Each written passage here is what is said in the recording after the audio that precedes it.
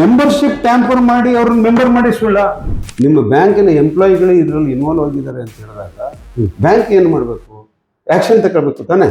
ಇಲ್ಲ ನಾವು ಆಲ್ರೆಡಿ ತೀರ್ಮಾನ ಮಾಡಿದೀವಿ. ಏನ್ ತೀರ್ಮಾನ ಮಾಡಿದೀವಿ? ಬೋರ್ಡ್ಗೆ ಇಟ್ಟಿಲ್ಲ. ವಾಪಸ್ ಪ್ರಶ್ನೆ ಕೇಳೋರು ಅವ್ರು ಓದಿದ್ರೆ ತಾನೆ ಆರ್ಡರ್ನ. ನಾನು ನಿಮ್ಗೆ ಆರ್ಡರ್ ಕೊಡ್ತೀನಿ, ಓದಿ ಏನಿದೆ. ಅಬ್ಜೆಕ್ಷನ್ ನಾವು ಹಾಕಿದ್ದಾರೆ. ರದ್ದು ಮಾಡಿದ್ದಲ್ಲ, ರದ್ದು ಮಾಡಿದ್ದಾರೆ. ಒತ್ತಡ ಹಾಕಿ ಅಧಿಕಾರಿಗಳಿಂದ ಮಾಡಿಸಿದ್ದಾರೆ. ಇದು 100ಕ್ಕೆ 100 ಇದು ಅಪರಾಧ. ಇದು ನಮ್ಗೆ ಹಾಕ್ಬೇಕು, ನಾವ್ ಯಾಕೆ ಮೈ ಮೇಲೆ ಹಾಕಬೇಕು ಅಂತ ಒಬ್ರು ಈ ಟೇಬಲ್ ಇಂದ ತೆಗೆದು ಆ ಟೇಬಲ್ ಇಡ್ತಾರೆ, ಆ ಟೇಬಲ್ ಇಂದ ತೆಗೆದು ಮತ್ತೊಂದು ಟೇಬಲ್.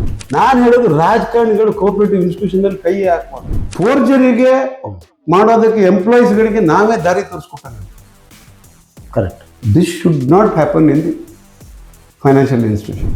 ನೀವು ಒಂದು ಯುದ್ಧಕ್ಕೆ ನಿಂತಾಗ ಎದುರುಗಡೆ ಒಂದು ಶಕ್ತಿ ಎಷ್ಟು ಅನ್ನೋದು ನೋಡಿಕೊಂಡು ನೀವು ನಿಮ್ಮ ಬಾಣ ಬೀಸಬೇಕು. ಆರ್ಡಿನರಿ MLA ಅಲ್ಲ ಅವರು, ರಾಜ್ಯದ ಕ್ಯಾಬಿನೆಟಲ್ಲಿರೋ ಮಂತ್ರಿ. ಟ್ವಿಸ್ಟ್ ಮಾಡಿ, ಟ್ರಿಕ್ಸ್ ಮಾಡಿ ಇದರಿಂದ ನುಣುಚ್ಕೊಳ್ಳೋಕೆ ಪ್ರಯತ್ನ ಮಾಡ್ತಿದ್ದಾರೆ.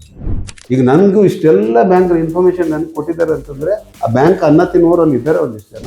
ಎಲ್ರಿಗೂ ನಮಸ್ಕಾರ. ನಮ್ಮ ಚಾನಲ್ನ ಮತ್ತೊಂದು ವಿಡಿಯೋಗೆ ಸ್ವಾಗತ. ಸ್ನೇಹಿತರೆ, ಇತ್ತೀಚೆಗೆ ಅರ್ಬನ್ ಕೋಆಪರೇಟಿವ್ ಬ್ಯಾಂಕಲ್ಲಿ ಸಚಿವ ಮಂಕಾಳ್ ವೈದ್ಯ ಅವರ ಪುತ್ರಿ ಬೀನಾ ವೈದ್ಯ ಅವರು ಅಕ್ರಮವಾಗಿ ಆ ಒಂದು ನಿರ್ದೇಶಕಿ ಸ್ಥಾನಕ್ಕೆ ಸ್ಪರ್ಧಿಸಿದ್ರು ಅನ್ನುವಂಥ ಮಾತುಗಳು ತುಂಬ ಕಡೆ ಕೇಳಿ ಬರ್ತಾ ಇದೆ. ಅದಕ್ಕಿಂತ ಹೆಚ್ಚಾಗಿ ಸಾಮಾಜಿಕ ಜಾಲತಾಣದಲ್ಲಿ ಒಂದಷ್ಟು ಅದ್ರ ಕುರಿತಾಗಿ ಡಿಸ್ಕಷನ್ ಆಯಿತು. ಮತ್ತು ಅದಕ್ಕೂ ಮುಂಚಿತವಾಗಿ ಹೈಕೋರ್ಟ್ನ ವಕೀಲರಾದಂಥ ನಾಗೇಂದ್ರ ನಾಯ್ಕ ಅವರು ಈ ವಿಚಾರದ ಬಗ್ಗೆ ಸಾಮಾಜಿಕ ಜಾಲತಾಣದಲ್ಲಿ ತಮ್ಮ ಅಭಿಪ್ರಾಯವನ್ನ ಹೊರಹಾಕಿದ್ರು. ಆನಂತರ ಅದು ದೊಡ್ಡ ಮಟ್ಟದಲ್ಲಿ ಸದ್ದು ಕೂಡ ಆಯಿತು.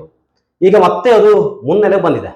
ಸೊ ಆ ಕಾರಣಕ್ಕಾಗಿ ಈ ವಿಚಾರದ ಬಗ್ಗೆ ಅವ್ರ ಹತ್ರ ಈ ಕುರಿತಾಗಿ ಮಾಹಿತಿಯನ್ನ ಪಡ್ಕೊಳ್ಳೋಣ ಅನ್ನುವಂಥ ವಿಚಾರಕ್ಕಾಗಿ ಈ ಒಂದು ವಿಡಿಯೋವನ್ನು ಮಾಡ್ತಾ ಇದ್ದೀವಿ. ಮುಂಚೆ ನಾವು ಅವರನ್ನ ಈ ಕಾರ್ಯಕ್ರಮಕ್ಕೆ ಸ್ವಾಗತವನ್ನು ಮಾಡೋಣ. ಸರ್ ನಮಸ್ಕಾರ, ಕಾರ್ಯಕ್ರಮಕ್ಕೆ ಸ್ವಾಗತ.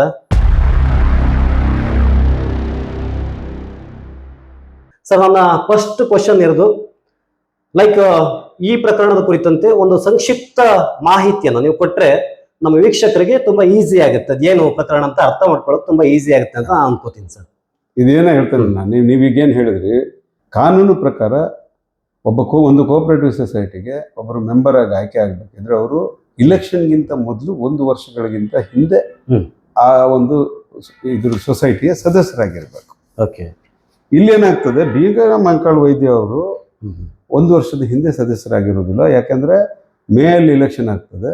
ಅವರು ಆ ಬ್ಯಾಂಕ್ನ ಸದಸ್ಯರು ಸೆಪ್ಟೆಂಬರ್ ಆಗ್ತಾರೆ. ನಾನು ಡೀಟೇಲ್ ಆಗಿ ಹಿಂದಿನ ವಿಡಿಯೋದಲ್ಲಿ ಹೇಳಿದ್ದೆ. ಯಾರಿಗೆ ನೀವು ಬೇಕು ಅಂದ್ರೆ ನೀವು ಅಲ್ಲಿ ನೋಡಿದ್ರೆ ನಿಮ್ಗೆ ಅಲ್ಲಿ ಯಾವ ರೀತಿ ಟ್ಯಾಂಪರ್ ಮಾಡಿದ್ದಾರೆ ಅಂತ ಗೊತ್ತಾಗುತ್ತೆ. ಬ್ರೀಫ್ ಆಗಿ ಏನ್ ಟ್ಯಾಂಪರ್ ಆಗಿದೆ ಅಂತ ಹೇಳ್ತೀನಿ. ಮೊದಲು ಜಟ್ಟಪ್ಪ ನಾಯಕ್ ಅನ್ನೋ ಒಂದು ಮೆಂಬರ್ ಹೆಸರಿನಲ್ಲಿ ಇರುವಂತ ಮೆಂಬರ್ಶಿಪ್ ಅನ್ನ ಇವರಿಗೆ ಕೊಟ್ಟು ಹಳೆ ಡೇಟ್ಗೆ ಅದನ್ನ ಸಾಫ್ಟ್ವೇರ್ ತಿರ್ಚಿ ಮಾಡೋದಕ್ಕೆ ಪ್ರಯತ್ನ ಮಾಡ್ತಾರೆ. ಅದು ಬ್ಯಾಂಕಲ್ಲಿ ಒಂದು ಇಶ್ಯೂ ಆಗ್ತದೆ. ಆ ಇಶ್ಯೂ ಆದಾಗ ಅದನ್ನ ಬಿಟ್ಟು ಈ ವೆಂಕಟೇಶ್ ಹನುಮಂತ್ ನಾಯ್ಕ್ ಇವನು ನಂಬರ್ ಒರಿಜಿನಲ್ 24799 ಇರ್ತದೆ. ನಾನು ಇದ್ರ ಹತ್ರ ID ಕಾರ್ಡ್ ಇದೆ, ನಾನು ಇಟ್ಕೊಂಡಿದ್ದೀನಿ. ಇದು ಶೇರ್ ನಂಬರ್ ಕೂಡ. ಇದೆಲ್ಲ ಡೀಟೇಲ್ ನಾನು ಹಿಂದಿನ ವಿಡಿಯೋದಲ್ಲಿ ಹೇಳಿದ್ದೀನಿ. ಇವನ ಈ ಹಳೆ ನಂಬರ್ ಅನ್ನ ಇವನಿಗೆ 28/11/23 ಬೋರ್ಡ್ ಮೀಟಿಂಗ್ ಅಲ್ಲಿ, ಇದು ಬೋರ್ಡ್ ರೆಸಲ್ಯೂಷನ್, ಇದರಲ್ಲಿ ಅವನಿಗೆ ಮೆಂಬರ್ಶಿಪ್ ಗ್ರಾಂಟ್ ಆಗ್ತದೆ. ವೆಂಕಟೇಶ್ ಹನುಮಂತ ನಾಯಕ್ ಅನ್ನೋರಿಗೆ ಇಲ್ಲಿ ನೋಡಿ ನಂಬರ್ 3 ನಾನು ಹಿಂದಿದ್ರಲ್ಲಿ ಫೇಸ್ಬುಕ್ ಅಲ್ಲಿ ಶೇರ್ ಕೂಡ ಮಾಡಿದ್ದೇನೆ. ಈ ಡಾಕ್ಯುಮೆಂಟ್ ಶೇರ್ ಮಾಡಿದ್ದೇನೆ. ಇದು ನನ್ನ ಹತ್ರ ಇರುವ ಎಂಟೈರ್ ಮೆಂಬರ್ಸ್ ಲಿಸ್ಟ್. ಇದು 1-2019 ನಿಂದ 31/1/2024 ಇರುವಂತ ಮೆಂಬರ್ಸ್, 24 ಇರುವಂತ ಮೆಂಬರ್ಶಿಪ್. ಇಲ್ಲಿವರೆಗೂ ಬೀನಾ ಮಂಕಾಳ್ ವೈದ್ಯ ಈ ಬ್ಯಾಂಕಿನ ಸದಸ್ಯರಲ್ಲ.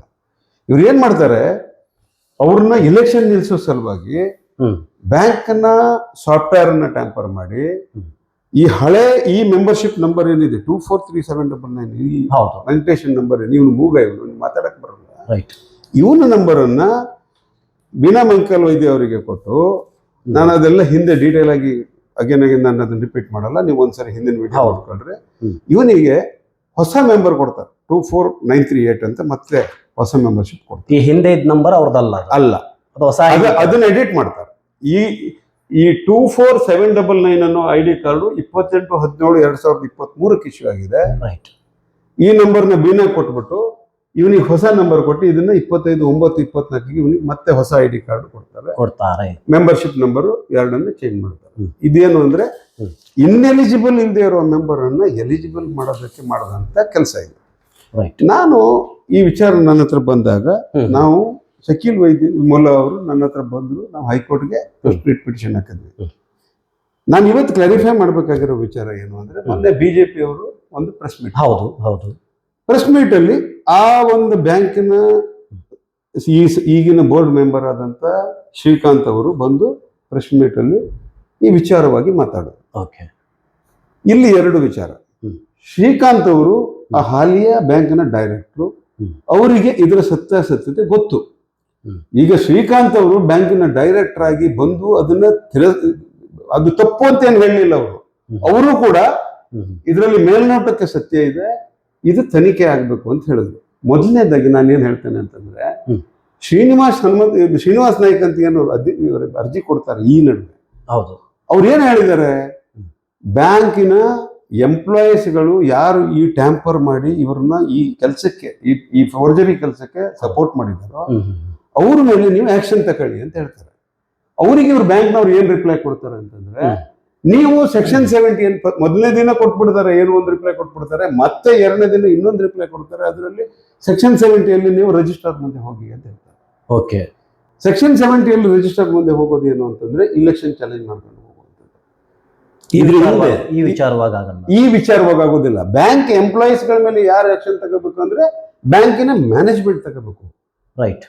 ಇಲ್ಲಿ ಸ್ವಲ್ಪ ನೀವು ಇವರೆಲ್ಲರ ಕಾಂಡಕ್ಟ್, ಒಂದು ಡಿಸೈನ್ ಅನ್ನೋದೇನು ಹೇಳ್ತೀವಿ ನಾವು, ಒಂದು ಷಡ್ಯಂತ್ರ ಅಂತ ಏನ್ ಹೇಳ್ತೀವಲ್ಲ, ಇದನ್ನ ನೋಡಿ ನಾವು ಬ್ಯಾಂಕ್ ಅಲ್ಲಿ ಫೋರ್ಜರಿ ಆಗಿದೆ, ಈ ರೀತಿ ಎಲ್ಲ ಮಾಡಿ ಅವರು ಡೈರೆಕ್ಟರ್ ಆಗಿ ಆರಿಸಿ ಬಂದಿದ್ದಾರೆ, ನೀವು ಇದ್ರ ಬಗ್ಗೆ ಇನ್ವೆಸ್ಟಿಗೇಷನ್ ಆಗಿ ಮಾಡಿ ಅಂತ ಹೇಳಿದಾಗ, ನಿಮ್ಮ ಬ್ಯಾಂಕಿನ ಎಂಪ್ಲಾಯಿಗಳೇ ಇದರಲ್ಲಿ ಇನ್ವಾಲ್ವ್ ಆಗಿದ್ದಾರೆ ಅಂತ ಹೇಳಿದಾಗ ಬ್ಯಾಂಕ್ ಏನು ಮಾಡಬೇಕು, ಆಕ್ಷನ್ ತಗೊಳ್ಬೇಕು ತಾನೆ.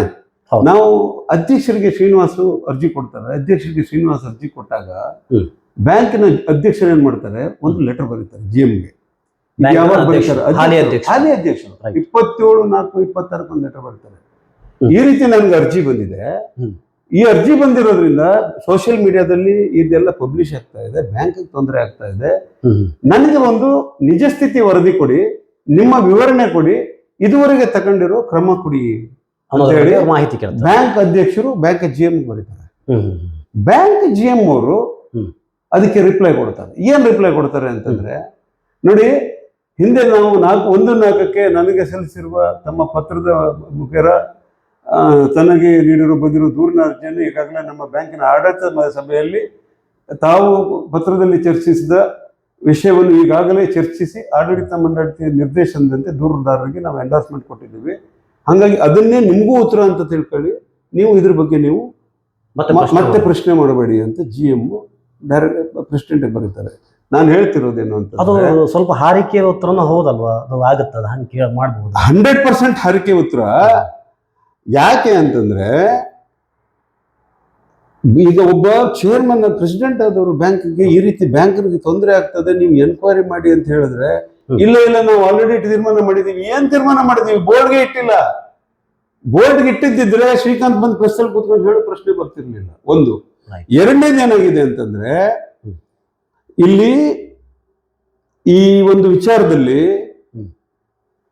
ಒಂದು ಮೊನ್ನೆ ಪ್ರೆಸ್ ಮೀಟ್ ಆಯ್ತಲ್ಲ, ಪ್ರೆಸ್ ಮೀಟ್ ಅಲ್ಲಿ ಪತ್ರಕರ್ತರು ಕೆಲವರು ಒಂದಿಷ್ಟು ಆ ಪ್ರೆಸ್ ಮೀಟ್ ಮಾಡಿದವ್ರ ಮೇಲೆ ಹಿಂದೆ ತೀರ್ಮಾನ ಆಗಿದೆ, ಹೈಕೋರ್ಟ್ ಅಲ್ಲಿ ತೀರ್ಮಾನ ಆಗಿದೆ, ನೀವು ಡೆಡ್ ವಿಚಾರನ ತಗೊಂಡ್ಬಂದು ಹೇಳ್ತಿದ್ದೀರಿ ಅಂತ. ಯಾರು ಪ್ರೆಸ್ ಮೀಟ್ ವಾಪಸ್ ಪ್ರಶ್ನೆ ಕೇಳೋರು ಅವ್ರು ಓದಿದ್ರೆ ತಾನೆ ಆರ್ಡರ್ನ, ನಾನು ನಿಮ್ಗೆ ಆರ್ಡರ್ ಕೊಡ್ತೀನಿ, ಓದಿ ಏನಿದೆ ಇದರಲ್ಲಿ. ಅದ್ರಲ್ಲಿ ಆಗಿರೋದೇನು ಅಂದ್ರೆ, ಇಲೆಕ್ಷನ್ ಸ್ಟಾರ್ಟ್ ಆಗ್ತದೆ, ಇಲೆಕ್ಷನ್ ಟೈಮ್ಗೆ ಈ ಟ್ಯಾಂಪರಿಂಗ್ ಮಾಡಿರ್ತಾರೆ. ನಾವು ಹೈಕೋರ್ಟ್ಗೆ ಹೋಗಿ ಸ್ವಾಮಿ ಅವ್ರು ಪ್ರೊವಿಷನಲ್ ಲಿಸ್ಟ್ ಮಾಡಿದ್ದಾರೆ, ಅದರಲ್ಲಿ ಬೀನಾ ಇನ್ಎಲಿಜಿಬಲ್, ಅವ್ರನ್ನ ಸೇರಿಸಿದ್ದಾರೆ, ನೀವು ಇದನ್ನ ಅವ್ರಿಗೆ ಇಲೆಕ್ಷನ್ ಎಲ್ಲೂ ಕೊಡಬೇಡಿ ಅಂದ್ರೆ ಕೋರ್ಟ್ನವ್ರು ಏನಂತಾರೆ, ಅದು ಪ್ರೊವಿಷನಲ್ ಲಿಸ್ಟು, ನೀವು ಹೋಗಲ್ಲಿ ಅಬ್ಜೆಕ್ಷನ್ ಹಾಕಿ ಅವ್ರು ಕನ್ಸಿಡರ್ ಮಾಡ್ತಾರೆ ಅಂತ ಹೇಳಿ ಡೈರೆಕ್ಷನ್ ಕೊಡ್ತಾರೆ. ಅಲ್ಲಿಗೆ ಫೈನಲ್ ಲಿಸ್ಟ್ ಕೂಡ ನಮ್ಮ ಅಬ್ಜೆಕ್ಷನ್ ಕನ್ಸಿಡರ್ ಮಾಡದೆ ಫೈನಲ್ ಲಿಸ್ಟ್ ಕೂಡ ಬೇರೆ ಹೆಸರು ಸೇರಿಸ್ಬಿಟ್ಟು ಮಾಡ್ಬಿಡ್ತಾರೆ. ಇದೇನು ತೋರಿಸ್ತದೆ? ಆಕ್ಷೇಪಣೆ ಮಾಡಬಹುದಾಗಿತ್ತು. ಹೌದು, ಪ್ರೊವಿಷನಲ್ ಲಿಸ್ಟ್ಗೆ ಹಾಕೋ ಪ್ರೊವಿಷನಲ್ ಉದ್ದೇಶವೇ ಅದಕ್ಕೂ ಅಬ್ಜೆಕ್ಷನ್ ಹಾಕ್ಬೋದು ಅಂತ ಹಾಕಿ ಹೋಗಿ ಅಂತ ಹೇಳಿದ್ರು. ಹೌದು, ಅಬ್ಜೆಕ್ಷನ್ ನಾವು ಹಾಕಿದ್ದಾರೆ. ರದ್ದು ಮಾಡಿದ್ದಲ್ಲ. ರದ್ದು ಮಾಡಿದ್ದ ಆರ್ಡರ್ ಎಲ್ಲಿದೆ ಪ್ರೊಡ್ಯೂಸ್ ಮಾಡ್ಲಿ. ಈಗ ನೆಕ್ಸ್ಟ್ ಫೈನಲ್ ಲಿಸ್ಟ್ ಬಂತು, ಅವ್ರ ಆಯ್ಕೆ ಆದ್ರು. ಯೂಶ್ವಲಿ ಏನಂದ್ರೆ, ಇಲೆಕ್ಷನ್ ಪ್ರೊಸೆಸ್ ಅನ್ನ ಒಂದ್ಸರಿ ಕಮೆಂಟ್ಸ್ ಆದ್ಮೇಲೆ ಸುಪ್ರೀಂ ಕೋರ್ಟ್ ಏನ್ ಹೇಳ್ತದೆ, ಪ್ರಜಾಪ್ರಭುತ್ವದ ಪ್ರಕ್ರಿಯೆ, ನೀವು ಅದಕ್ಕೆ ಇನ್ವಾಲ್ವ್ ಆಗಬೇಡಿ, ಕೋರ್ಟ್ನವರು ಅವರು ಅದಕ್ಕೆ ಏನು ಕಾನೂನು ಪ್ರಕಾರ ದಾರಿ ಇದೆ ಅದನ್ನು ಮಾಡಲಿ ಅಂತ ಹೇಳ್ತಾರೆ. ರೈಟ್. ಇಲ್ಲಿ ಕ್ವಶನ್ ಏನು ಅಂತಂದ್ರೆ ಆ ಅರ್ಜಿಯಲ್ಲಿರೋದು ನಿಮ್ಮ ಎಂಪ್ಲಾಯೀಸ್ ಮೇಲೆ ನೀವು ಆಕ್ಷನ್ ತಗೊಳ್ಳಿ ಅಂತ. ಇದೆಲ್ಲ ಹೆಂಗಾಗತ್ತೆ ಅಂತ ಹೇಳ್ತಾನೆ. ಈಗ ನಾನೇ ಹಳೆ ಡೇಟಿಗೆ ನಂಗೊಂದು ಮೆಂಬರ್ಶಿಪ್ ಮಾಡ್ಕೊಡಿದ್ರೆ ಮಾಡ್ಕೊಡ್ತಾರ, ನಿಮಗೆ ಮಾಡ್ಕೊಡ್ತಾರ. ಹಂಗಾದ್ರೆ ಇದು ಹೆಂಗ್ ಮಾಡೋದು ಅಂತಂದ್ರೆ ಇವರು ಅಧಿಕಾರ ದುರುಪಯೋಗ ಮಾಡಿ ಸರ್ಕಾರಿ ಒಬ್ಬ ರಿಜಿಸ್ಟ್ರಾರ್ ಒಂದು ಹೆಂಗಸನ್ನ ಅಲ್ಲಿ ಕಳಿಸಿ ಅವ್ರಿಗೆ ಹೆದರಿಸಿ ನಿಮ್ಮ ಮೇಲೆ ಆ ಆಕ್ಷನ್ ತಗೊಳ್ತೇವೆ, 64 ಎನ್ಕ್ವೈರಿ ಮಾಡ್ತೇವೆ, ನೀವು ಹೆಂಡತಿಗೆ ಟ್ರಾನ್ಸ್ಫರ್ ಮಾಡ್ತೇವೆ, ಇಂಥದ್ದೆಲ್ಲ ಥ್ರೆಟ್ಗಳನ್ನು ಕೊಟ್ಟು ಇದನ್ನ ಮಾಡಿಸಿದ್ದಾರೆ. ಒತ್ತಡ ಹಾಕಿ ಅಧಿಕಾರಿಗಳಿಂದ ಮಾಡಿಸಿದ್ದಾರೆ. ಇದು 100ಕ್ಕೆ 100 ಇದು ಅಪರಾಧ ಇದೆ. ಯಾಕೆಂದ್ರೆ ಇದು ಏನ್ ಮಾಡಿದ್ದಾರೆ, ಇವತ್ತಿಗೆ ನಿಮ್ಗೆಲ್ಲ ಬ್ಯಾಂಕ್ ನಲ್ಲಿ ಜನ ಇದೆ, ಹೋಗಿ ಬ್ಯಾಂಕ್ ಎಂಪ್ಲಾಯೀಸ್ಗಳಿಗೆ ಕೇಳಿ ಇದರಲ್ಲಿ ಎಷ್ಟರ ಮಟ್ಟಿಗೆ ಸತ್ಯಾಸತ್ಯತೆ ಇದೆ ಅಂತ. ನಿಮ್ಗೆ ಯಾರು ಡಿನೈ ಮಾಡ್ತಾರ ನೋಡಿ. ನಾನು ನಾಳೆಯಿಂದ ಪ್ರೆಸ್ ಮೀಟ್ ಮಾಡೋದಿಲ್ಲ ಇದನ್ನ ಡಿನೈ ಮಾಡೋದು. ಇದು 100ಕ್ಕೆ 100ಕ್ಕೆ ನಿಜವಾದ ಸಂಗತಿ, ಎಲ್ರಿಗೂ ಗೊತ್ತು. ಅದ್ರ ಕೇಳೋದೇನಂದ್ರೆ ಅದು ಆಗೋಗಿದೆ, ಯಾಕೆ ಪ್ರಶ್ನೆ ಕೇಳ್ತೀರಿ ಅಂತ. ಆಗೋಗಿದೆ ಅಲ್ಲ, ಅದು ಇಂಥದ್ದು ನಡಿಬಾರ್ದು ಬ್ಯಾಂಕಲ್ಲಿ ಅಂತ. ಹೋಗದೆ ಇದ್ರು ಅಪರಾಧ. ಇವತ್ತು ನೀವು ಅಧಿಕಾರದಲ್ಲಿ ಇದ್ದೀರಿ, ನಿಮ್ಗೆ ಎಲ್ಲವೂ ದಕ್ಸ್ಕೊಳ್ಳೋ ತಾಕತ್ತಿದೆ, ನೀವು ದಕ್ಸ್ಕೊಳ್ತಿದ್ದೀರಿ. ಯಾಕಂದ್ರೆ ನಮ್ಗೆ ಆಫೀಸರ್ಸ್ ರೆಸ್ಪಾಂಡ್ ಮಾಡೋದಿಲ್ಲ. ನಾನೊಂದು ತೋರಿಸ್ತೇನೆ ನಿಮ್ಗೆ. ಲೋಕಾಯುಕ್ತಕ್ಕೆ ಇಲ್ಲಿನ SP ಏನಿದ್ದಾರೆ ಅವರಿಗೆ ಶಕೀಲ್ ಮುಲ್ಲಾ ಅವರು ಒಂದು ರೆಪ್ರೆಸೆಂಟೇಷನ್ ಕೊಡ್ತಾರೆ, ಇದ್ರಲ್ಲಿ ಈ ರೀತಿ ಫೋರ್ಜರಿ ಆಗಿದೆ, ದಯಮಾಡಿ ಈ ಆಕ್ಷನ್ ತಗೊಳ್ಳಿ ಇದಕ್ಕೆ ಅಂತ.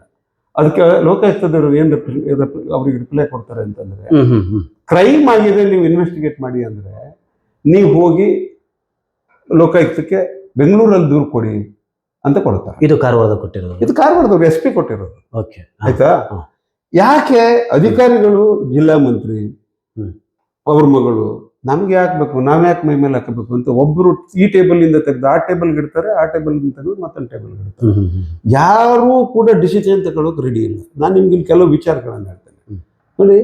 ಪ್ರೆಸಿಡೆಂಟ್ ಇದನ್ನ ಇನ್ವೆಸ್ಟಿಗೇಟ್ ಮಾಡಿ ಅಂತ ಹೇಳಿದಾಗ ನಮ್ಮ ಎಂಪ್ಲಾಯಿಗಳ ಮೇಲೆ ಅಲಿಗೇಷನ್ ಬಂದಿದೆ, ಇನ್ವೆಸ್ಟಿಗೇಷನ್ ಮಾಡಿ ಎನ್ಕ್ವೈರಿ ಮಾಡಿ ನನಗೆ ರಿಪೋರ್ಟ್ ಕೊಡಿ ಅಂತ. GM ಸತ್ಯಾಸತ್ಯತೆ ರಿಪೋರ್ಟ್ ಕೊಡ್ಬೇಕಮ್ಮ, ಕೊಡ್ಬೇಕು ತಾನೆ, ಕೊಟ್ಟಿಲ್ಲ. ಎರಡನೇದು ಏನಾಗುತ್ತೆ ನೋಡಿ, ಮುಂದೆ ಇಲ್ಲಿ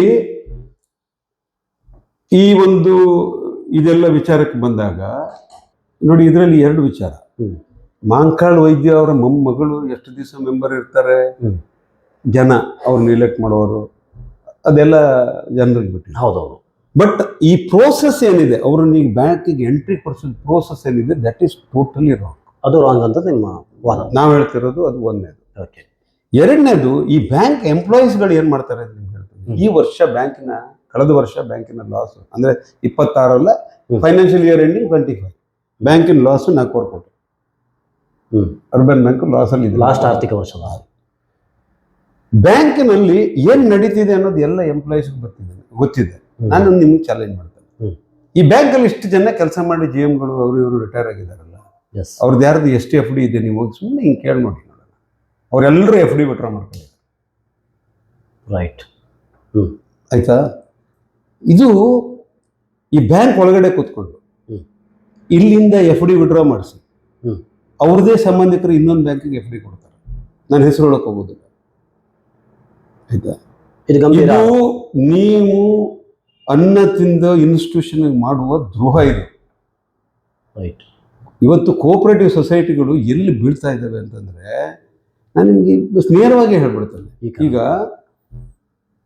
ನನಗೆ ಅಪೆಕ್ಸ್ ಬ್ಯಾಂಕ್ ಬೇಕು, ನನಗೆ DCC ಬ್ಯಾಂಕ್ ಬೇಕು, ನನಗೆ ಜನತಾ ಕೋಆಪರೇಟಿವ್ ಬ್ಯಾಂಕ್ ಬೇಕು, ಬೆಳಕೆ ಸೊಸೈಟಿ ಬೇಕು, BSSN ಸೊಸೈಟಿ ಬೇಕು. ಅರೆ ಊರಲ್ಲಿ ನಿಮ್ಗೆ ದೊಡ್ಡ ಹುದ್ದೆ ಸಿಕ್ಕಿದೆ, ಬಹಳ ಜನ ಹುದ್ದೆಯಿಂದ ಇದ್ದವರು ಮತ್ತವರು ಇದ್ದಾರೆ ಊರಲ್ಲಿ. ಮಾಡಿಲ್ಲ, ಅವನ್ನೆಲ್ಲ ನಾಮಿನೇಟ್ ಮಾಡಿ ಅಪಾಯಿಂಟ್ ಮಾಡಿ. ನಾನು ಹೇಳೋದು ರಾಜಕಾರಣಿಗಳು ಕೋಆಪರೇಟಿವ್ ಇನ್ಸ್ಟಿಟ್ಯೂಷನ್ ಅಲ್ಲಿ ಕೈ ಹಾಕಬಾರ್ದು. ಆ ಇನ್ಸ್ಟಿಟ್ಯೂಷನ್ಗಳು ಅದರಷ್ಟು ಗದೆ ನಡೆದ್ರೆ ಚಂದ. ಈಗ ಏನಾಗ್ಬಿಡ್ತದೆ, ಈಗ ನನ್ನ ಹತ್ರ ಯಾರೋ ಬರ್ತಾರೆ ದುಡ್ಡಿಗೆ, ನಾನೇನು ಮಾಡ್ಬಿಡೋದು, ಇಲ್ಲಿ ನನ್ನ ಕೈಯಿಂದ ದುಡ್ಡು ಕೊಡೋಕ್ಕಾಗೋದಿಲ್ಲ. ಅಲ್ಲಿ ಸೊಸೈಟಿಗೆ ಹೋಗೋಲ್ಲ, ಹೇಳ್ತೇನೆ ಅಲ್ಲೊಂದು ಲಕ್ಷ ಅಂತ ಕಾಣ್ಬಿಡೋದು. This is how these institutions are being misused. Correct. ಹಾಗಾಗಿ ನಾನು ಏನಕ್ಕೆ ವಿರೋಧ ಅಂತಂದ್ರೆ, ವೈಯಕ್ತಿಕವಾಗಿ ನನಗೂ ಏನೂ ವ್ಯವಹಾರಗಳಿಲ್ಲ. ಬಟ್ ಟ್ರಾನ್ಸ್ಪರೆಂಟ್ ಆಗಿ ಇದನ್ನೆಲ್ಲ ಮಾಡುವಾಗ ಸ್ವಲ್ಪ ಚೆನ್ನಾಗಿ ಮಾಡಿ. ಅಲ್ಲ, ಇನ್ಸ್ಟಿಟ್ಯೂಷನ್ ಯಾಕೆ ಹಾಳು ಮಾಡಬೇಕು? ನಾನು ಇದ್ರದ್ದು ಇಫೆಕ್ಟ್ ಹೇಳ್ತೇನೆ. ಒಬ್ಬ ಎಂಪ್ಲಾಯಿಗೆ ನೀವು ಒಂದು ಇಶ್ಯೂನಲ್ಲಿ ನಿಮಗೆ ಬೇಕಾದ್ರಲ್ಲಿ ನೀವು ಒಂದು ಫಾರ್ವರ್ಡ್ ಮಾಡೋದು ಕಲ್ಸ್ಕೊಟ್ಬಿಟ್ರೆ ಅವನಿಗೆ ಬೇಕಾದದ್ರಲ್ಲಿ ಫ್ರಾಡ್ ಮಾಡ್ತಾನೆ. ಯಾಕಂದ್ರೆ ಅವನಿಗೆ ನಿಮ್ಮ ವೀಕ್ನೆಸ್ ಗೊತ್ತಿರ್ತದೆ. ಚಾನ್ಸ್ ಇದೆ. ಹಾಗಾಗಿ ಫೋರ್ಜರಿಗೆ ಮಾಡೋದಕ್ಕೆ ಎಂಪ್ಲಾಯೀಸ್ಗಳಿಗೆ ನಾವೇ ದಾರಿ ತೋರಿಸ್ಕೊಟ್ಟಂಗಾಗ್ತದೆ. Correct. This should not happen in the financial institutions. ಆ ಕಾರಣಕ್ಕಾಗಿ ನಾನು ಹೇಳ್ತಿದ್ದೀನಿ, ಆಯ್ತು ಇವತ್ತು ಅಧಿಕಾರದಲ್ಲಿದ್ದಾರೆ, ರಿಜಿಸ್ಟ್ರಾರ್ ಹತ್ರ ಹೋದ್ರೆ ಇನ್ನು 5 ವರ್ಷ ಹೋಗ್ತದೆ ಅಂತ ಅವ್ರ ತಲೆಯಲ್ಲಿ ಇರ್ಬೋದು. ಅದಕ್ಕೆ ಬೇರೆ 100 ದಾರಿಗಳಿರ್ತವೆ. ನಾವು ಕೂಡ, ನನಗೂ ಕೂಡ ಸ್ಟ್ರಾಟಜಿ ಇದೆ, ನಾನು ಅದನ್ನ ವರ್ಕ್ ಮಾಡ್ತಿದ್ದೀನಿ. ಇದನ್ನ ಲಾಜಿಕಲ್ ಎಂಡಿಗೆ ತಗೊಂಡು ಹೋಗಿ ಹೋಗ್ತೀವಿ. ತಾರ್ಕಿಕ ಅಂತ್ಯ. ಗೆಲ್ಲುವುದು ಬಿಡುವುದು ಸೋಲುದು ಕೋರ್ಟ್ಗಳು, ಅವ್ರಿಗೂ ಕಾನೂನಿದೆ, ನಮಗೂ ಕಾನೂನಿದೆ, ಏನೋ ಒಂದು ಆಗ್ಬೋದು, ಅದು ಬೇರೆ ವಿಚಾರ. ಅಂತ್ಯ ಅಂತೂ ಆಗ್ತದೆ. ಬಟ್ ನಾನು ಇಷ್ಟು ಇದನ್ನ ಜನರಿಗೆ ಯಾಕೆ ತಿಳಿಸ್ತಾ ಇದ್ದೇನೆ ಅಂತಂದ್ರೆ, ಜನತಾ ನ್ಯಾಯಾಲಯಕ್ಕಿಂತ ದೊಡ್ಡ ನ್ಯಾಯಾಲಯ ಬೇರೆ ಯಾವುದೂ ಇಲ್ಲ. ರೈಟ್. ನಾವು 2 ಕಡೆ ಕಾನೂನಿಗೆ ನಿಂತಾಗ ಅಲ್ಲಿ ಕಾನೂನು ಪಂಡಿತರು ಏನೋ ಒಂದು ಆರ್ಗ್ಯುಮೆಂಟ್ ಮಾಡ್ತಾರೆ, ಈ ಕಡೆ ಏನೋ ಒಂದು ಆರ್ಗ್ಯುಮೆಂಟ್ ಮಾಡ್ತಾರೆ, ಎಲ್ಲ ಒಂದ್ ಕಡೆ ಏನೋ ಒಂದು ತೀರ್ಮಾನ ಆಗ್ತದೆ. ಮೆಜಾರಿಟಿ ಕೇಸ್ಗಳು ಟೆಕ್ನಿಕಾಲಿಟಿ ಮೇಲೆ ಹೋಗ್ತವೆ. ಇಲ್ಲಿ ಕ್ರಕ್ಸ್ ಆಫ್ ದಿ ಇಶ್ಯೂ ಏನಿದೆ, ಮೆಂಬರ್ಶಿಪ್ ಟ್ಯಾಂಪರ್ ಮಾಡಿ ಅವ್ರನ್ನ ಮೆಂಬರ್ ಮಾಡಿ ಸುಳ್ಳ ಅದು ಇರುವಂತದ್ದು. ನೀವೆಲ್ಲರೂ ನಿಮ್ಮ ಹತ್ರ ಇಲ್ಲಿ ಬಟ್ಕೊಳ್ಳೋದಿರೋ ಎಲ್ಲ ಎಂಪ್ಲಾಯೀಸ್ಗಳು ನಿಮ್ಗೆ ಗೊತ್ತಿದ್ದವರು ಕಾನ್ಫಿಡೆನ್ಸ್ ಅಲ್ಲಿ ಕೇಳಿ ಅವರಿಗೆ, ಈ ನಾನು ಹೇಳ್ತಿರೋ ವಿಚಾರ ಸರಿನಾ ಸುಳ್ಳ ಅಂತ ಹೇಳಿ ಕಂಪ್ಲೀಟ್ ಯಾವ ಆಫೀಸರ್ ಬಂದಿದ್ರು, ಅವ್ರು ಹೆಂಗ್ ಪ್ರೆಷರ್ ಹಾಕಿದ್ರು ಎಲ್ಲವೂ ನನಗೆ ಗೊತ್ತಿದ್ರು ಕೂಡ ನಾನು ಅದನ್ನ ಹಿಂದಿನ ವಿಡಿಯೋಗಳನ್ನೆಲ್ಲ ನಾನು ಹೇಳಿ ಪ್ರಸ್ತಾಪ ಮಾಡಲಿಲ್ಲ. ಕಂಪ್ಲೇಂಟ್ ಹಾಕ್ಬೇಕಂದ್ರೆ ನಾನು ಅದೆಲ್ಲ ಹೇಳ್ತೇನೆ. ರೈಟ್. ಬಟ್ ನಾನು ಫೈನಾನ್ಷಿಯಲ್ ಇನ್ಸ್ಟಿಟ್ಯೂಷನ್ ಅದಕ್ಕೆ ತೊಂದರೆ ಆಗ್ತದೆ. ರೈಟ್. ಜಾಸ್ತಿ ವಿಚಾರಗಳನ್ನ ನಾವು ಹೊರಗಡೆ ಸಾಮಾಜಿಕ ಡೈವರ್ಜ್ ಮಾಡಬಾರದು ಅನ್ನೋ ಕಾರಣಕ್ಕೆ ನಾನು ಹಿಂದಿನ ವಿಡಿಯೋದಲ್ಲಿ ಬ್ಯಾಂಕಿನ ಎಲ್ಲ ವಿಚಾರಗಳನ್ನು ಈ ಮಟ್ಟಕ್ಕೆ ನಾನು ಎಕ್ಸ್ಪ್ಲೇನ್ ಮಾಡಲಿಲ್ಲ, ಎಕ್ಸ್ಪೋಸ್ ಮಾಡಲಿಲ್ಲ. ಇವತ್ತು ಪ್ರಶ್ನವ್ರ ಕೆಲಸ ಏನು, ನೀವು ಹೋಗಿ ಅವರಿಗೆ ಅವ್ರು ಕೊಟ್ಟಿರೋ ಸಬ್ಜೆಕ್ಟ್ ಸರಿ ಇಲ್ಲ ಅಂತಂದ್ರೆ ರಿಪೋರ್ಟ್ ಮಾಡಬೇಡಿ, ಸರಿ ಇದೆ ಅಂದರೆ ರಿಪೋರ್ಟ್ ಮಾಡಿ. ನೀವು ಹೋಗಿ ಜನರಿಗೆ ತಪ್ಪು ದಾರಿ ಬರುವಂಗೆ BJP ಅವ್ರಿಗೆ ಇವತ್ತು ಯಾವುದೋ ಒಂದು ನೋಡ್ತಾ ಇದ್ದೆ ನಾನು, ಏನೋ ಈಗ ಜಸ್ಟ್ ನನಗೆ ವಾಟ್ಸಪ್ಪಲ್ಲಿ ಬಂತು, ಜನರಿಗೆ ತಪ್ಪು ದಾರಿ ಎಳಿತಿದ್ದಾರೆ ಭಟ್ಕಳದಲ್ಲಿ BJP ಅವರು ಅನ್ನೋ ರೀತಿಯಲ್ಲಿ. ನಾನೇನು BJP ಸಪೋರ್ಟ್ ಮಾಡ್ಕೊಂಡು ಕಾಂಗ್ರೆಸ್ನ ಸಪೋರ್ಟ್ ಮಾಡ್ಕೊಂಡು ನಾನೇನು ಮಾತಾಡ್ತಿಲ್ಲ. ಬಟ್ ನಾನು ಹೇಳ್ತಿರೋದು ಅಂದ್ರೆ ಪ್ರಶ್ನವ್ರು ಈ ಮಟ್ಟಕ್ಕೆ ಕೇಳಿದ್ರೆ ನೀವು ಕ್ವಶನ್ ಕೇಳ್ಬೇಕಾದವರು, ನೀವು ವಿಷಯ ಸರಿ ಇದೆಯಾ ಇಲ್ವೋ ಅಂತ ಹುಡುಕ್ಬೇಕು. ಈಗ ಪ್ರಶ್ನೆ ಅಲ್ಲಿ ಏನಿದೆ, ಅವ್ರಿಗೆ ಡಾಕ್ಯುಮೆಂಟ್ ಯಾರು ಕೊಟ್ರು? ನನ್ನ ಹತ್ರ ಎಲ್ಲ ಡಾಕ್ಯುಮೆಂಟ್ ಇದೆ. ಡಾಕ್ಯುಮೆಂಟ್ ಯಾರು ಕೊಟ್ರು ಅಂತ ಈಗ ರಾಫೇಲ್ ಕೇಸ್ ಹಾಕಿದ್ರು, ಎಲ್ಲ ಡಾಕ್ಯುಮೆಂಟ್ ತಗೊಂಡ್ಬಂದು ರಕ್ಷಣಾದು ತಗೊಂಡ್ಬಂದು ಹಾಕಿದ್ರು. ಏನ್ ಸುಪ್ರೀಂ ಕೋರ್ಟ್ ಕಾನೂನು ಏನ್ ಹೇಳ್ತದೆ? ಈ ಡಾಕ್ಯುಮೆಂಟ್ ಎಲ್ಲಿಂದ ತಂದೆ ಅಂತ ಯಾರು ಕೇಳುದಿಲ್ಲ, ಕೇಳಬಾರ್ದು ಅಂತಿದೆ. ಡಾಕ್ಯುಮೆಂಟ್ ಸರಿನಾ ತಪ್ಪ ಅನ್ನೋದು ವಿಷಯ. ನಮ್ಮ ಹತ್ರ ಇರೋ ಡಾಕ್ಯುಮೆಂಟ್ 100 ಕುತೂಹಲ ಖಂಡಿತವಾಗಿ ಎಲ್ರಿಗೂ ಬಂತು. ಡಾಕ್ಯುಮೆಂಟ್ ಯಾಕೆ ಬೇಕು?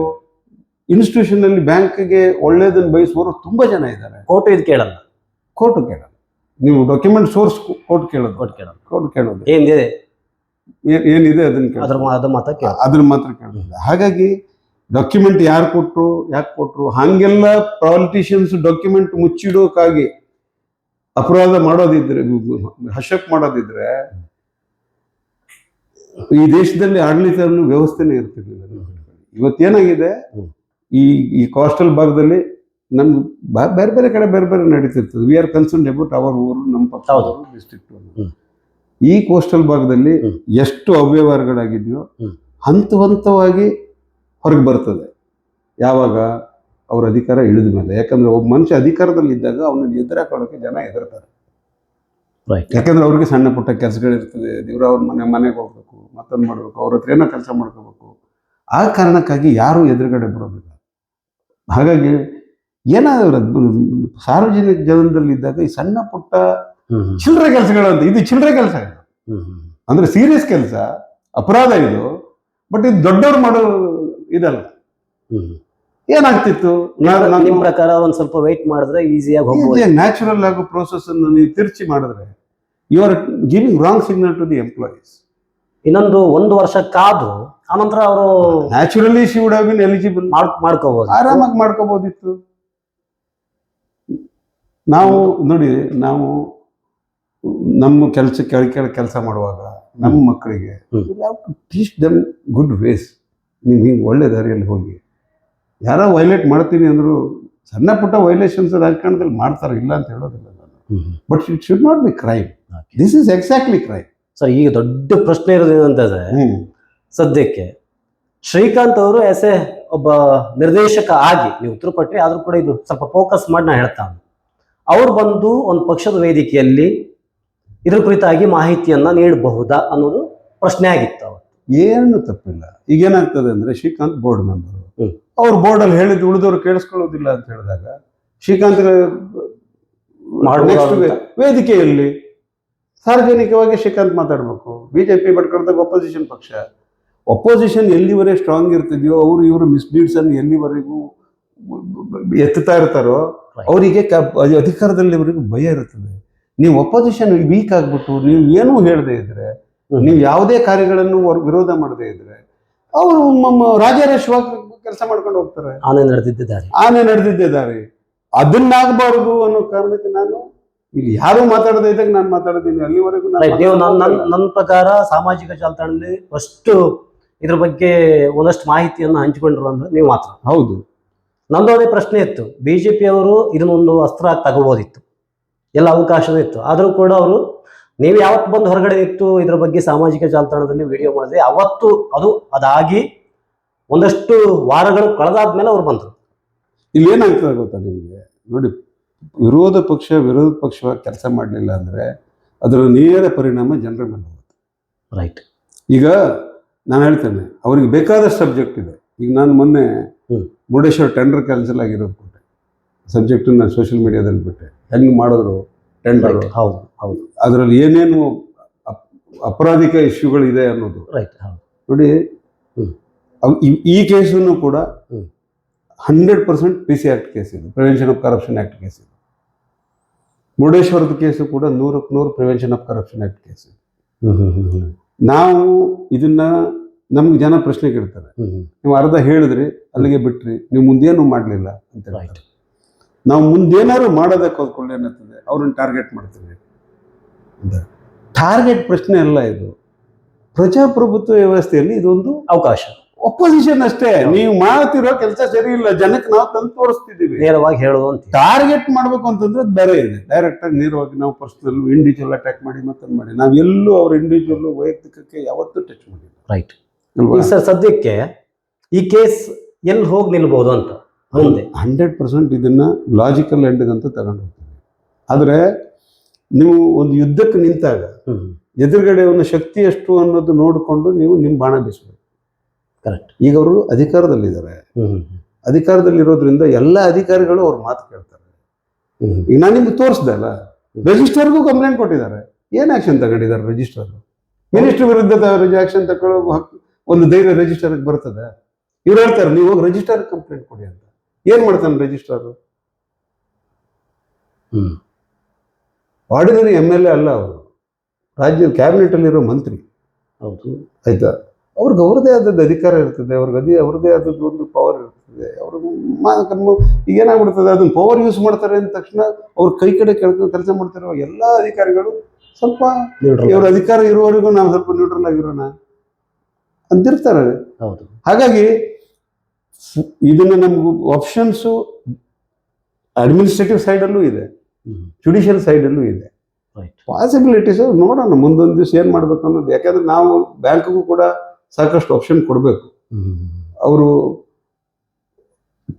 ಟ್ವಿಸ್ಟ್ ಮಾಡಿ ಟ್ರಿಕ್ಸ್ ಮಾಡಿ ಇದರಿಂದ ನುಣುಚ್ಕೊಳ್ಳೋಕೆ ಪ್ರಯತ್ನ ಮಾಡ್ತಿದ್ದಾರೆ ಬ್ಯಾಂಕ್ನವರು. ಅದು ಸಾಧ್ಯ ಉಂಟಾ ಸರ್? ಟೈಮಿಂಗ್ ನಡೀತದೆ. ಹೌದು. ಈಗ ಒಂದು ಯಾರೋ ಒಬ್ಬರು ಸದ್ಯಕ್ಕೆ ಎಲ್ಲ ವ್ಯವಸ್ಥೆ ಅವ್ರ ಹತ್ರ ಇರೋದ್ರಿಂದ ಟೈಮಿಂಗ್ ಅವ್ರಿಗೆ ನಡೀತದೆ. A B ಮಾಡಾದ್ಮೇಲೆ ಮತ್ತೆ ವಾಪಸ್ B A ಮಾಡ್ಬೋದು, ಆ ಥರದ ಚಾನ್ಸಸ್. ಈಗ ಮತ್ತೆ ಸಾಫ್ಟ್ವೇರ್ ಎಲ್ಲ ಟ್ಯಾಂಪರ್ ಮಾಡೋ ಸಾಹಸಕ್ಕೆ ಯಾರೂ ಕೈ ಹಾಕೋದಿಲ್ಲ. ಇಲ್ಲಿ ಏನಾಗ್ತದೆ, ಒಬ್ಬ ಆಫೀಸರ್ಸು ಇನ್ನೊಬ್ರಿಗೆ ಹೇಳ್ತಾರೆ, ಅವ್ರ ಅಧಿಕಾರಿಗಳು ಅವ್ರು ನನಗೆ ರೈಟಿಂಗಲ್ಲಿ ಕೊಡು ಅಂತಾರೆ. ರೈಟಿಂಗಲ್ಲಿ ಕೊಡು ಅಂದಾಗ ಎಕ್ಸಿಸ್ಟಿಂಗ್ ಇದ್ದವ್ರ ಹತ್ರ ಕೊಡೋಕ್ಕಾಗೋದಿಲ್ಲ. ರಿಟೈರ್ಡ್ ಆದವ್ರು ಒಬ್ಬನ ಕರ್ಕೊಂಬಂದು ಕೊಡಿಸ್ತಾರೆ. ಇದ್ರ ಹಿಂದೆ ಬೇರೆ ಬೇರೆ ಇಶ್ಯೂಗಳಿದೆ. ಇದೆಲ್ಲ ನಾವು ಪಬ್ಲಿಕಲ್ಲಿ ಕಂಪ್ಲೀಟ್ ಹಾಕ್ತಾ ಹೇಳ್ತಾ ಹೋದ್ರೆ ಬ್ಯಾಂಕ್ ಮೇಲೆ ಜನರಿಗೆ ಟ್ರಸ್ಟ್ ಕಡಿಮೆ ಆಗ್ತದೆ. ಸೂಚ್ಯವಾಗಿ ನಾನು ಬ್ಯಾಂಕ್ನವ್ರಿಗೆ ಹೇಳ್ತಿದ್ದೀನಿ, ನಿಮ್ಮ ಅನ್ನಕ್ಕೆ ನೀವು ಕಲ್ಲಾಕಬೇಡಿ. ರೈಟ್. ದಯಮಾಡಿ ನಿಮ್ಮಲ್ಲ ನೀವು ಉಳಿಸ್ಕೊಳ್ಳಿ. ನಾವು ಇದನ್ನ ಲಾರ್ಜರ್ ಇಂಟ್ರೆಸ್ಟ್ ಇಂದ ದೊಡ್ಡದಾಗಿ ಫೈಟ್ ಮಾಡಕ್ ಹೋದ್ರೆ ಏಟ್ ಬಂದು ಬೀಳೋದು ಅಗೇನ್ ಬ್ಯಾಂಕಿಗೆ. ರೈಟ್. ಹಾಗಾಗಿ ನಾನು ಬ್ಯಾಂಕ್ ಎಂಪ್ಲಾಯೀಸ್ಗಳಲ್ಲಿ ನನ್ನ ರಿಕ್ವೆಸ್ಟ್ ಇದೆ, ಈ ಸಂಸ್ಥೆ ಉಳಿಸ್ಬೇಕಾದವ್ರು ನೀವು ಯಾರು ಸಂಸ್ಥೆ ವಿರುದ್ಧ ಕೆಲಸ ಮಾಡ್ತಾರೋ ಅವ್ರ ವಿರುದ್ಧ. ಈಗ ನನಗೂ ಇಷ್ಟೆಲ್ಲ ಬ್ಯಾಂಕ್ ಇನ್ಫಾರ್ಮೇಶನ್ ನನಗೆ ಕೊಟ್ಟಿದ್ದಾರೆ ಅಂತಂದ್ರೆ ಆ ಬ್ಯಾಂಕ್ ಅನ್ನ ತಿನ್ನುವರಲ್ಲಿ ಇದ್ದಾರೆ ಒಂದಿಷ್ಟು ಜನ. ಅವ್ರಿಗೆ ಬ್ಯಾಂಕ್ ಉಳಿಬೇಕು ಅಂತಿದೆ. ಆ ಕನ್ಸರ್ನ್ ಇಂದ ನಿಮ್ಗೆ ಆ ಕೊಟ್ಟಿರೋದು. ಕನ್ಸರ್ನ್ ಇಂದ ನಂಗೆ ಇನ್ಫಾರ್ಮೇಶನ್ ಬರ್ತದೆ. ಇಲ್ಲ ಅಂದ್ರೆ ನಂಗೆ ಇವೆಲ್ಲ ಎಲ್ಲಿಂದ ನಂಗೆ ರೀಚ್ ಆಗ್ತದೆ ನನಗೆ. ಅವ್ರು ಹೇಳ್ತಾರೆ ನಾ ಬೆಂಗಳೂರಲ್ಲಿ ಇದ್ದಾರೆ, ಅಲ್ಲಿ ನಾನು ಎಲ್ಲಿದ್ರೆ ನನ್ಗೆ ಇಲ್ಲಿಂದ ದಿನದ ನನಗೆ ಇನ್ಪುಟ್ ಇರ್ತದೆ. ನಾವು ಎಲ್ಲದರಲ್ಲೂ ಕೈ ಹಾಕೋದಿಲ್ಲ, ಅಷ್ಟೇ ಬಿಟ್ರೆ ಸಣ್ಣ ಪುಟ್ಟದಕ್ಕೆಲ್ಲ ಕೈ ಹಾಕುವಷ್ಟು ಟೈಮ್ ನನಗೆ ಇರೋದಿಲ್ಲ. ರೈಟ್. ಹಾಗಾಗಿ ಸಂಸ್ಥೆ ನಡಿಬೇಕು, ನಡೀಲಿ ಅನ್ನೋದು ನಿಮ್ದು ಕನ್ಸರ್ನ್ ಅಷ್ಟೇ. ನನಗೆ ಬಿಟ್ಟು ನಮ್ಗೆ ವೈಯಕ್ತಿಕವಾಗಿ ಏನೂ ಇಲ್ಲ. I am happy. ಅವ್ರಿಗೇನು ತುಂಬಾ ವಿಚಾರದ ಬಗ್ಗೆ ಗೊಂದಲ ಇತ್ತು. ಆ ಗೊಂದಲ ಬರೀ ನಮಗೂ ಮಾತ್ರ ಅಲ್ಲ, ಆಲ್ಮೋಸ್ಟ್ ನಮ್ಮ ಕ್ಷೇತ್ರದ ಎಲ್ಲ ಜನರಿಗೂ ಇತ್ತು. ಇವತ್ತು ಒಂದಷ್ಟು ನೀವು ಅದಕ್ಕೆ ಪರಿಹಾರ ಒದಗಿಸ್ಕೊಟ್ಟಿದ್ರಿ ಅಂತ ಅನ್ಕೋತೀನಿ. ನಾನೇನು ಹೇಳ್ತೇನೆ, ಯಾರಿಗೆ ಏನೇ ಡೌಟ್ ಇದ್ರು ನಾನು ಇವತ್ತು ಏನು ಮಾತಾಡಿದ್ದೀನಿ ಅದಕ್ಕೆ ಎಲ್ಲದಕ್ಕೂ ರೆಕಾರ್ಡ್ ಬದ್ಧವಾಗಿದ್ರಿ 100%. ನನ್ನ ಹತ್ರ ರೆಕಾರ್ಡ್ ಇಟ್ಕೊಂಡೇ ಮಾತಾಡ್ತಿದ್ದೆ. ರೈಟ್. ನಾನು ಯಾವುದನ್ನು ಇಲ್ಲದೆ ಮಾತಾಡ್ತಿಲ್ಲ. ತಪ್ಪು ದಾರಿಗೆ ತರೋದು ಬೇಡ. ಅದು ಪ್ರೆಸ್ ಮೇಲೆ ಬಹಳ ದೊಡ್ಡ ಜವಾಬ್ದಾರಿ ಇದೆ. ಅವರು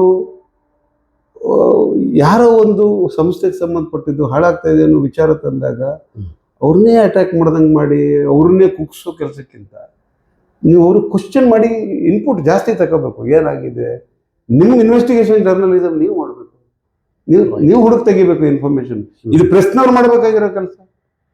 ಹಂಗಂತೀವಿ. ಹೌದು, ಬ್ಯಾಂಕ್ನಲ್ಲಿ ಹಿಂಗಾಗಿದೆ ಅಂತ ಕಡ್ನಿರ್ದು ರಿಪೋರ್ಟ್ ಮಾಡಬೇಕಾದ ಪ್ರೆಸ್ನವರು ಜವಾಬ್ದಾರಿ ಇಲ್ಲ. ಇನ್ವೆಸ್ಟಿಗೇಷನ್ ಜರ್ನಲಿಸಮ್ ಫೋರ್ತ್ ಪಿಲ್ಲರ್ ಅಂತ ಹೇಳ್ತೇವೆ ನಾವು ಪ್ರೆಸ್ನ ಡೆಮೋಕ್ರಸಿಯಲ್ಲಿ. ರೈಟ್. ಯಾರು ನೋಡಿ, ಹರ್ಷದ್ ಮೆಹ್ತಾ ಸ್ಕ್ಯಾಮು, ಯಾವುದೋ ಒಬ್ಬಳು ಲೇಡಿ ಹುಡುಕಿ ತೆಗಿತಾಳೆ, ಅದನ್ನ ತಗೊಂಬಂದು ಅವಳು ಅವತ್ತು ಅದನ್ನ ಪಬ್ಲಿಷ್ ಮಾಡಿಲ್ಲ ಅಂತ ಹೇಳಿದ್ರೆ ಅಷ್ಟು ದೊಡ್ಡ ಸ್ಕ್ಯಾಮ್ ಆಚೆ ಬರ್ತಿರ್ಲಿಲ್ಲ, ಪ್ರಕರಣ ಆಚೆ ಬರ್ತಿರ್ಲಿಲ್ಲ. ಹಾಗಾಗಿ ಎಲ್ಲ ಈ ದೇಶದಲ್ಲಿ ಪತ್ರಕರ್ತರಿಗೆ ಬಹಳ ದೊಡ್ಡ ಜವಾಬ್ದಾರಿ ಇದೆ. ಆಮೇಲೆ ಅವರು ಅಷ್ಟೇ ಜವಾಬ್ದಾರಿಯುತವಾಗಿ ಕೆಲಸ ಮಾಡಿದ್ದಾರೆ. ಅವರೆಲ್ಲರೂ ನನ್ನ ಸ್ನೇಹಿತರೆ. ನಾನು ಹೇಳೋದು ಅಂತಂದ್ರೆ, ಅವನು ಏನು ಶ್ರೀಕಾಂತ್ ಅವರು ಏನೋ ಒಂದು ಹೇಳೋದಕ್ಕೆ ಬಂದಿದ್ದಾರೆ ಅಲ್ಲಿ. ಅವ್ರು ಹೇಳಿರೋದು, ಶ್ರೀಕಾಂತ್ ಹೇಳಿರೋದ್ರಲ್ಲಿ ಏನೂ ತಪ್ಪಿಲ್ಲ. ಶ್ರೀಕಾಂತ್ ಹೇಳಿರೋದು 100% ಸರಿ ಇದೆ. ಪ್ರಶ್ನೆ ಕೇಳಿರೋದು ತಪ್ಪು. ಆಮೇಲೆ ಬ್ಯಾಂಕ್ ಬೋರ್ಡ್ ಒಳಗಡೆ ಇದ್ದು ಕನ್ವಿನ್ಸ್ ಆಗದೇನೆ ಶ್ರೀಕಾಂತ್ ಬಂದು ಇದನ್ನ ಹೊರಗಡೆ ಹೇಳಲಿಲ್ಲ. ರೈಟ್. ಶ್ರೀಕಾಂತ್ ಬಂದು ಹೊರಗಡೆ ಮಾತಾಡಿದ್ದಾರೆ ಅಂತ ಸುಳ್ಳು ಅಂತಿದ್ರೆ ಶ್ರೀಕಾಂತ್ ಬಂದು ಮಾತಾಡ್ತಾರ? ಹಾಗೆ ಆಕ್ಷನ್ ತಗೋಬೇಕು. ಬ್ಯಾಂಕ್ನವ್ರ ಜವಾಬ್ದಾರಿ ತಗೊಳ್ಳಿ. ಅದಕ್ಕೆ ಏನು ಪ್ರಯತ್ನ ಮಾಡ್ಬೇಕು ಎಲ್ಲ ಮಾಡ್ತೀನಿ. ನಾನು ಆ ಹುಡುಗರ ಜೊತೆ 100% ಇದ್ದೀನಿ. ನಾನು ಯಾವ್ದು ಇದನ್ನ ದುಡ್ಡು ತಗೊಂಡು ಕೆಲಸ ಮಾಡ್ತಿಲ್ಲ. ನನ್ನ ಪ್ರೊಫೆಷನಲ್ ವರ್ಕ್ ನಿಜ. ಹೌದು. ನಾನು ಯಾರ ಹುಡುಗರ ಹತ್ರ ದುಡ್ಡು ತಗೊಂಡು ಕೆಲಸ ಮಾಡ್ತಿಲ್ಲ. ನಾನು ಅವ್ರಿಗೆ ಯಾರಿಗೆ ಸಪೋರ್ಟ್ ಮಾಡ್ತಿದ್ದೀನಿ ಎಲ್ರಿಗೂ ಫ್ರೀಯಾಗೇ ಸಪೋರ್ಟ್ ಮಾಡ್ತೀನಿ. ಓಕೆ. ಆಮೇಲೆ ಇದ್ರಲ್ಲಿ ಒಬ್ಬರನ್ನ ಇಳಿಸೋಕೆ ಒಬ್ಬರನ್ನ ಕೊಳಿಸೋ ಪ್ರಯತ್ನನೂ ಇಲ್ಲ. ಕ್ಲೀನಾಗಿ ಹೇಳ್ಬಿಡ್ತೀನಿ. ಅದಿಲ್ಲ, ಅವೇಣಿ ಆಟ ಇಲ್ಲ. ಇಲ್ಲವೇ ಇಲ್ಲ. ಯಾಕಂದ್ರೆ ನನಗದು ಸಂಬಂಧವೇ ಇಲ್ಲ. ನಾನೇನು ಅಲ್ಲಿ ಬೋರ್ಡ್ ಮೆಂಬರ್ ಅಲ್ಲ. ನಂಗೆ ಬೇಕಾದವ್ರು ಯಾರು ಅಲ್ಲಿ ಬೋರ್ಡ್ ಮೆಂಬರು ಇಲ್ಲ. ಕರೆಕ್ಟ್. ನಾ ಹಿಂದೂ ಕೂಡ ಇದೇ ವಿಚಾರವಾಗಿ ಈ ಬ್ಯಾಂಕಿನ ವಿಚಾರ ಬಂದಂಗೆ ಹಿಂದೂ ನಾನು ಇದನ್ನೆಲ್ಲ ಒಂದು ರೌಂಡ್ ಮಾಡಿದ್ದೆ, ಧ್ವನಿ ಎತ್ತಿದ್ದೀನಿ. ಆವಾಗ ಬ್ಯಾಂಕ್ನವರು ಮತ್ತು ಬಡ್ಕಳದ ಒಬ್ಬ ಪ್ರಮುಖ ವ್ಯಕ್ತಿ, ದೊಡ್ಡ ಇಂಡಸ್ಟ್ರಿಯಲಿಸ್ಟ್, ಅವ್ರು ನನ್ನ ಹತ್ರ ಬಂದು ಕೂತ್ಕೊಂಡು ಬ್ಯಾಂಕಿಗೆ ತೊಂದರೆ ಆಗ್ತದೆ, ದಯಮಾಡಿ ಇದನ್ನ ಪಬ್ಲಿಕ್ ಮಾಡೋದು ಬೇಡ, ದಯಮಾಡಿ ಸುಮ್ಮನಿರಿ ಅಂತ ಹೇಳಿದ್ರೆ ಕೇಳಿ ನಾ ಹೇಳಿದ ಹೌದಲ್ವಾ ಅಂತೇಳಿ ಸುಮ್ಮನೆ ಇರಲಿಲ್ವ ನಾನು ಅವಾಗ. ಅದಾದ್ಮೇಲೆ 5-6 ವರ್ಷ ಸುಮ್ಮನೆ ಇದ್ದೆ ನಾನು, ಮಾಡ್ಕೊಂಡು ಹೋಗಿ ಅಂತ. ಬಟ್ ಏನಂದ್ರೆ ದುರುಪಯೋಗ ಮಾಡ್ಕೊಳ್ಳೋದಕ್ಕೂ ಏನಿದ್ ಮೀನಿಂಗ್ಲೆಸ್. ನೀವು ಆ ಮಟ್ಟಕ್ಕೆ ಅಂತ ಪ್ರಾಫಿಟ್ ಇರೋ ಬ್ಯಾಂಕ್ನ 4,000 ಕೋಟಿ ಲಾಸ್ ಅಂತ ನಿಲ್ಲಿಸ್ತಾರೆ. ಇದೆಲ್ಲ ಮಾಡಿದ್ರೆ ಏನಾಗ್ತದೆ, ಎಂಪ್ಲಾಯೀಸ್ಗಳು ಒಂದು ಅದ್ಭುತವಾದ ಬ್ಯಾಂಕ್, ಬೆಸ್ಟ್ ಬ್ಯಾಂಕ್ ಅದು. ಏನ್ ಮಾಡ್ತೀರಿ ಈಗ ನೋಡಿ, ಎಂಪ್ಲಾಯೀಸ್ಗಳಿಗೆ ನಾವೇ ಇದನ್ನೆಲ್ಲ ಮಾಡೋಕೆ ಕಲ್ಸ್ಕೊಟ್ಬಿಟ್ರೆ ತಪ್ಪಾಗ್ತದೆ.